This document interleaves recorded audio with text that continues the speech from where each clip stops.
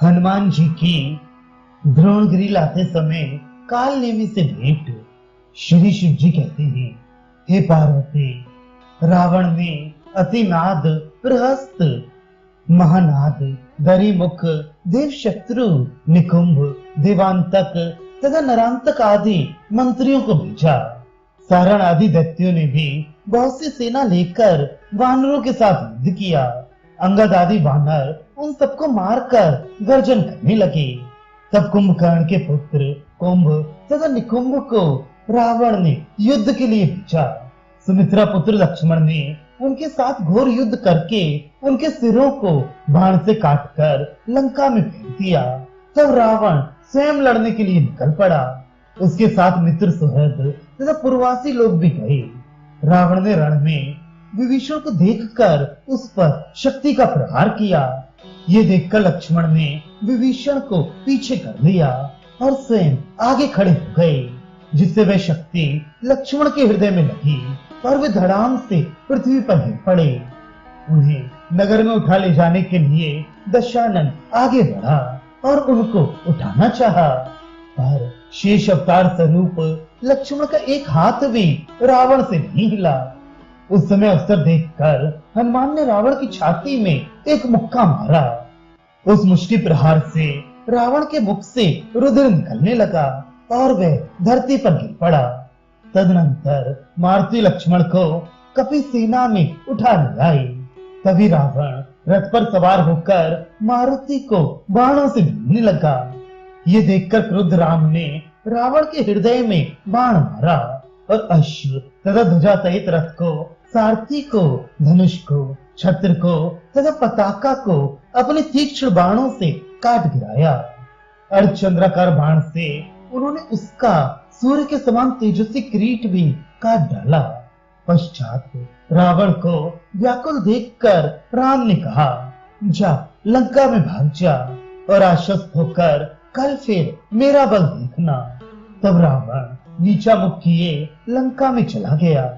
राम ने लक्ष्मण को मूर्छित देखकर मारुति से कहा, पूर्ववत द्रोणाचल लाकर लक्ष्मण को जलाओ तथा स्तु कहकर हनुमान चल पड़े।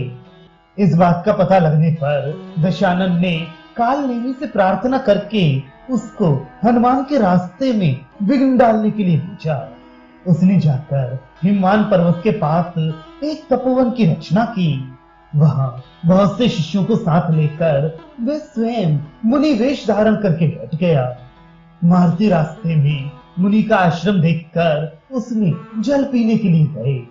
मुनि ने मारुति का सम्मान किया और जल पीने के लिए उनको एक भरा घड़ा दिखाया। तब हनुमान ने कहा कि इतने से मेरी तृप्ति नहीं होगी।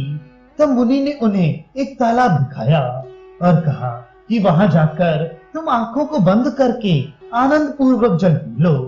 बाद में आकर यहाँ मेरे पास शांति से बैठो।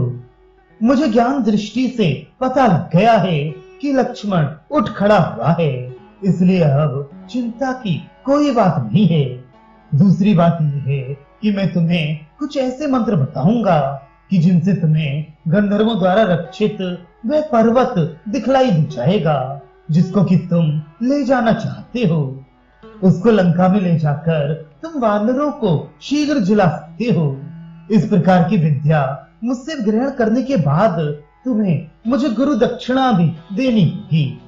बहुत अच्छा कहकर मारुति ने तालाब पर जाकर जल पिया, परंतु नेत्र बंद होने के कारण उस समय एक मकड़ी ने आकर उन्हें पकड़ लिया।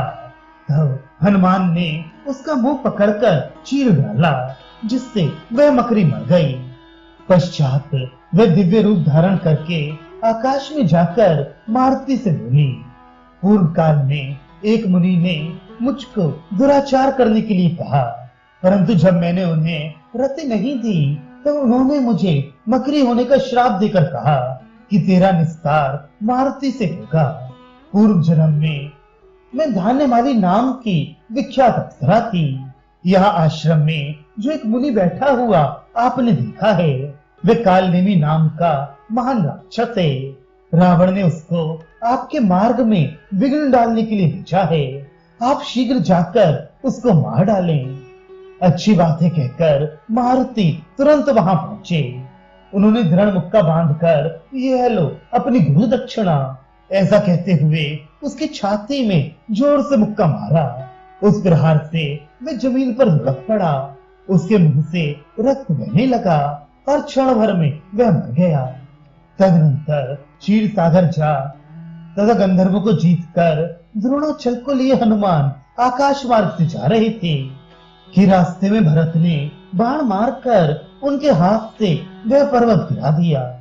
हनुमान भरत को देख उन्हें ब्रह्मश्राम समझकर घबरा गए। उन्होंने मधुर वाणी में कहा, हे राम, आप यहाँ कहाँ से और क्यों आ गए? क्या आपको रावण ने जीत लिया अथवा रण छोड़कर आप यहाँ भाग आए हैं? मारुति के इतना कहने पर भी भरत ने उन्हें राक्षस समझकर मारने के लिए एक और तेज बाण धनुष पर चढ़ाया।